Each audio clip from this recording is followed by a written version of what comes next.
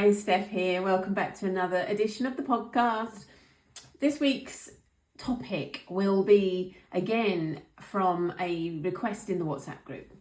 I've had so many fantastic requests, so I'm going to start ploughing my way through them to ensure I serve my community to the best of my ability. So this week's episode, how do I step into myself in order to be the best version for my daughter? Interesting question. And I can't speak as a mother of daughters, so I'm not going to try. As a mother of boys, as a mother of sons, I'm going to speak from that perspective. But it's the same, because I think it's important that we model the behaviour we want our children to have, whether they are boys or girls. And the immediate thought that comes into my head when I think about how do we model the behaviour, how do we show our children how to move through the world, I think that starts with self-healing, self-development, self-awareness, and very importantly, self-accountability. So what do I mean by that? Well, self-healing is quite obvious what I mean by that. It means doing the work. It means getting to know yourself, connecting to every part of you, embracing every part of you, embracing every experience that you've ever had, learning from it, growing from it, and not denying it. You will know, if you've been listening to me talk for a number of episodes or for a while, you will know that I speak very, very much about embracing the past and taking the strength and the resources from the past and helping us to elevate ourselves forward, to actually thrive in our present and our future, as opposed to barely surviving.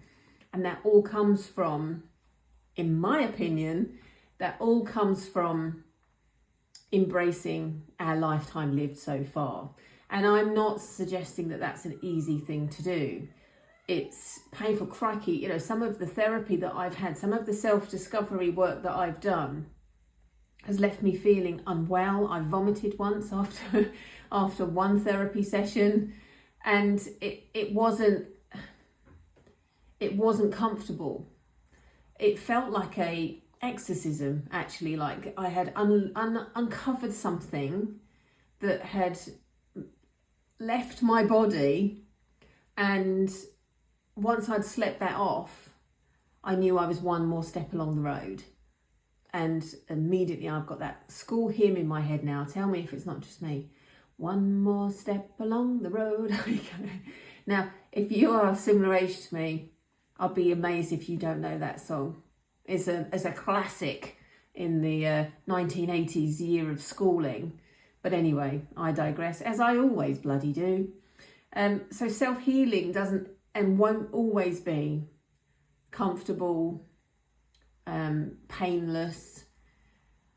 But I think it's imperative. It's imperative for us to show up as the best versions of ourselves. And what we do when we heal from the past, when we connect with our inner child, when we deal with things that have happened that we might not want to have dealt with or even experienced in our lifetime, when we start to reflect on them and bring them to the surface and start to heal them, we get stronger. Our shoulders get broader. We hold ourselves in a very different way. We parent in a different way. I mean, I don't know about you, but if I remember parenting when I was knee deep in grief and sadness, and who got the brunt of it? My kids. I had less tolerance, less patience. I would snap really quickly. I was tired, exhausted, overwhelmed. Every day was just eat, sleep, repeat, that type of cycle. So that came from the weight of what I was carrying. And I wasn't aware of it at that time. There was some days that I was aware of it. But again, it's not something that in my 20s I'd have said, I've had a really bad day today, and that's because of my sadness or my frustrations or my anger. It'd have been, the bloody kids, they're tiring me out. So having that level of intention and conscious desire to want to heal yourself. And I'm not suggesting even in this moment that you've had a very traumatic past, but there will be things There will be things that are keeping you standing still or not allowing you to be the best version of yourself. And it's facing those things and it's diving into them and bringing them to the surface and sort of looking at them and thinking, what have you got to show me? What have you got to teach me about myself?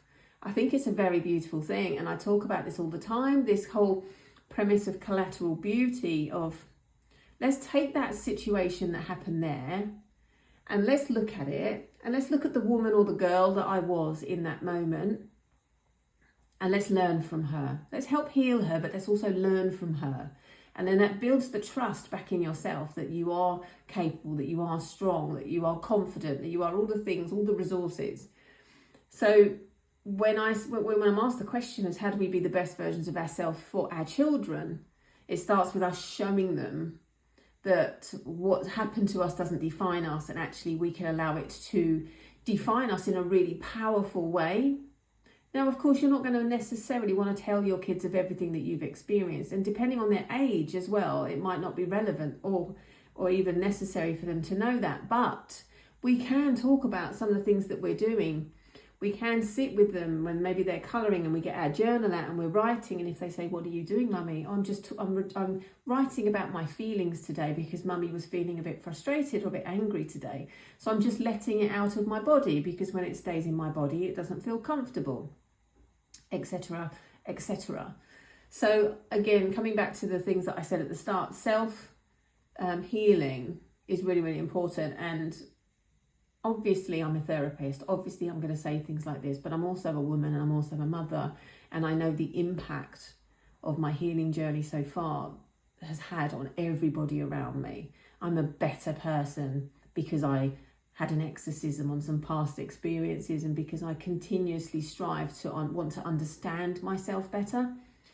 And this doesn't all have to cost money. This doesn't mean that you've got to say, right, I now need to pay a professional to help me through this, because a lot of the time that isn't within our means. And there's been times in my timeline where I haven't had the funds all the time, or haven't made it a priority. Let's take that piece out. Like we haven't had the time. Of course we have the time. We don't make it a priority. Having the funds readily available to have consistent therapy wasn't always achievable for me. So there are other things that we can do. I mean, we have so much at our fingertips now. There are so many things that we can do to help ourselves, to gather information from free resources and YouTube. You know, there's just so many things out there. You've only just got to put in, how can I heal myself from, I don't know, whatever it is, and there'll be a whole multitude of things that will appear. Be careful when you're doing that, but equally, there's some very simple things that we can do to help ourselves. And I often share bits and pieces like this in the WhatsApp group, because there's so much value in the things that I've learned that I'm happy to pass on, like journaling, like understanding what your triggers are and how we can prevent that tipping point, like understanding what your platform of success is and how that becomes your the collateral beauty of your life lived so far. So there's so much value in healing yourself as you're parenting. With the best will in the world, we could say, right, before you have kids, do all your self-healing, but actually having kids shows you a lot of the stuff that needs to be healed. I know when I became a mother, all of a sudden stuff started coming back to me that I'd experienced that may not have ever come back had I not have become a mother.